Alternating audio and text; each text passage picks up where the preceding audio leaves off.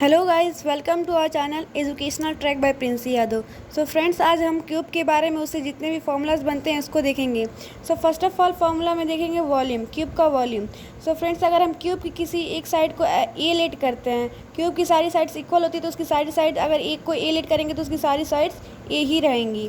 So friends, अगर ये मान लें उसकी लेंथ है, ये उसकी ब्रेथ है और ये इसकी हाइट होती है, तो वॉल्यूम का फॉर्मूला होता है length into breadth into height.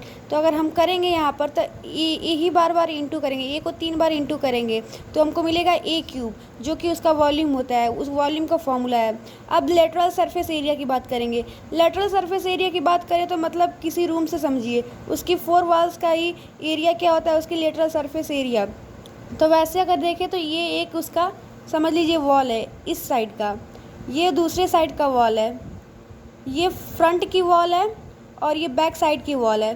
तो अगर 1 2 3 4 हो गई, इसके एरिया निकाला जाए हम लोग तो 4 वॉल्स का एरिया को ही लेटरल सरफेस एरिया बोलते हैं। सो फ्रेंड्स, 4 से अगर हम इसकी किसी एक साइड का स्क्वायर कर दें तो वो हमारा निकल कर आएगा lateral surface area of cube.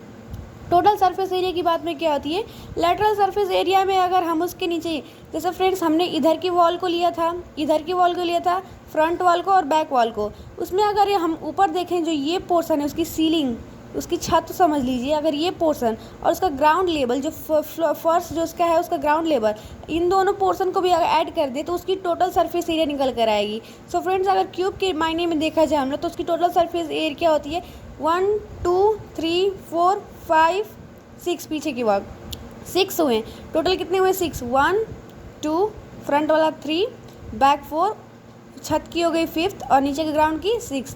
तो हम लोग अगर 6 से उसकी किसी भी एक एरिया का स्क्वायर कर दे तो उसका टोटल सरफेस एरिया निकल कर आएगा।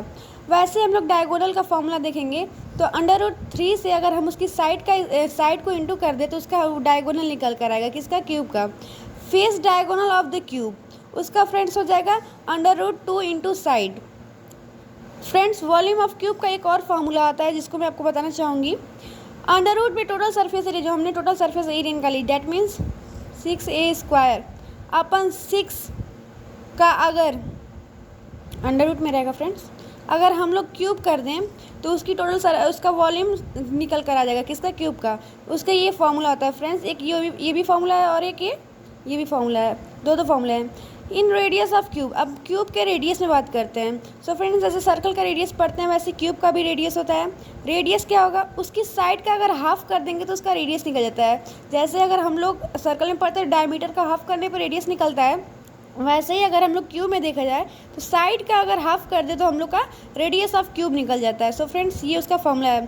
Circum radius of cube, circum radius of cube क्या होता है फ्रेंड्स, जैसे सर्कल में हम सर्कम फ्रेंड्स पढ़ते हैं वैसे इसका सर्कम रेडियस होता है।